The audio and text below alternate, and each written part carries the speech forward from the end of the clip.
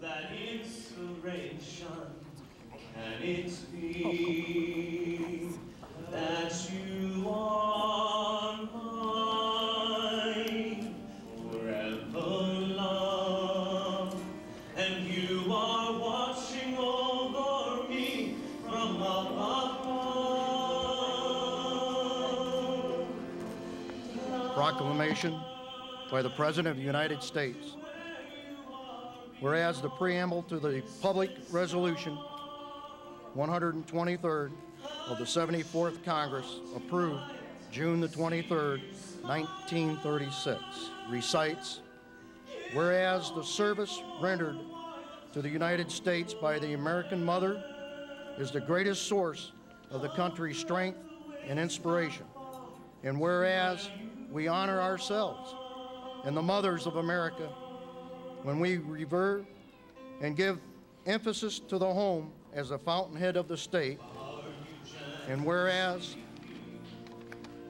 the American mother is doing so much for the home and for the morale and the spiritual uplift of the people of the United States, and hence so much for the good of the government and humanity, and whereas the American Gold Star mothers suffered the supreme sacrifice of motherhood and the loss of their sons and daughters in wars. And whereas the public resolution 123rd provides that the President of the United States is hereby authorized and requested to issue a proclamation calling for the government officials to display the United States flag on all government buildings, and the people of the United States to display the flag and to hold appropriate meetings in their homes, churches, or other suitable places on the last Sunday in September as a public expression of the love, sorrow, reverence of the people of the United States for the American Gold Star mothers.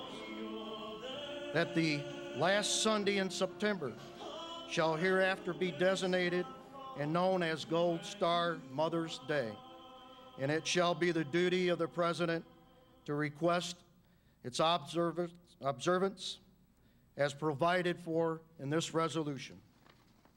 I have to say it's very difficult for me to find the right words to say to you, because I look into your eyes when I talk to Gold Star mothers here, Gold Star mothers around the state. I think of my own mother, a mother of a service member, and I wonder, what would I want her to hear on a day like this, on a day like today? And I think I know what she would be thinking about. I know she'd be thinking about a lot of things, really, that we don't always say at ceremonies. She'd probably be thinking about me when I was a kid, bouncing off walls, calling me home from dinner, doing things when I was 5, stupid things that she said never changed, no matter how old I got. And to all of us here today, to everyone else here today, we know your sons and daughters as America's finest heroes.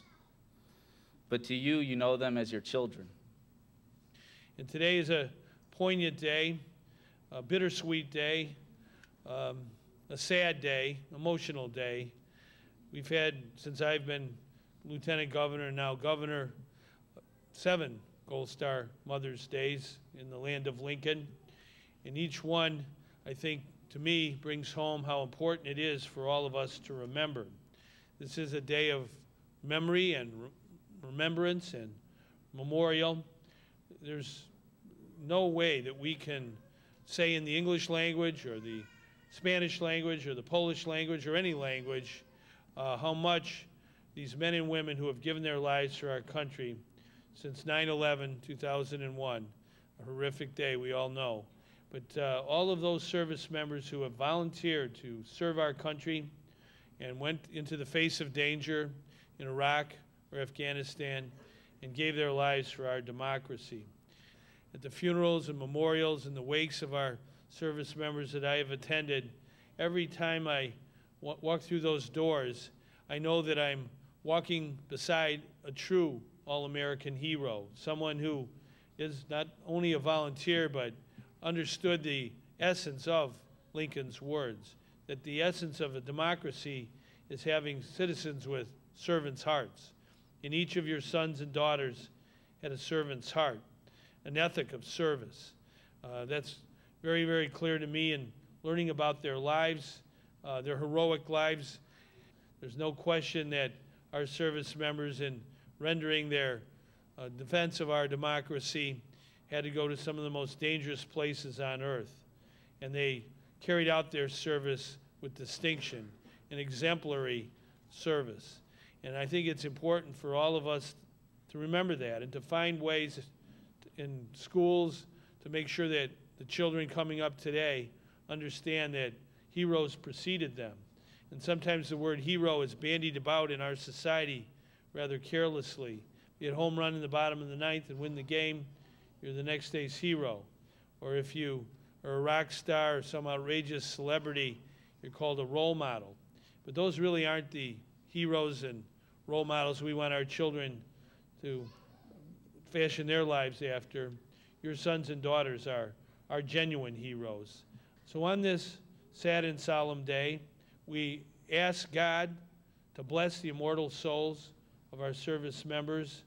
We love you, each and every one of you, and we always will. Thank you.